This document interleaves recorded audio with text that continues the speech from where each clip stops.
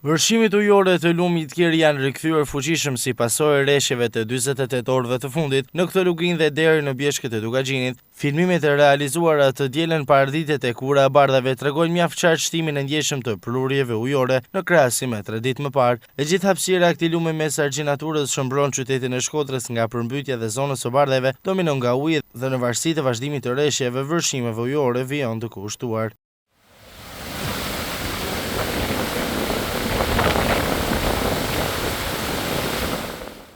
Por sipas banorëve të Bardhave, të cilët kanë banesa në afërsi të brigjeve, ende nuk mund flitet për rrezik përmbytje, gjithsesi kjo varet nga intensiteti dhe zgjatja e rreshjeve në luginën e Kjerit, të cilat nuk e përjashtojnë rrezikun e përmbytjeve. Situata favorizohet nga ndërhyrja e paligjshme që janë bërë prej vitesh në shtrat dhe brigjet e këtij lumi, përfshirë dhe ato në argjinaturën mbrojtëse të qytetit, e cila është deformuar ndjeshëm në disa pika për shkak të hedhjes së inerteve dhe mbeturinave. Kjo gjendje kërkon domosdoshmërisht një inspektim nga specialistë të shtabit të emergjencave të prefekturës Shkodrës dhe bashkisë, pasi janë pika që krijojnë probleme, por ajo që meriton vëmendje të veçantë është Ura e Bardhave, pasi bazamentet e 3 kolonave të fundit të saj në drejtim të këtij fshati kanë pësuar gërryrje të ndjeshme nga vërshimet ujore, duke ulur sigurinë e tyre. Ura e Bardhave është me një kalim dhe automjetet detyrohen të presin nga njëra anë në tjetrën.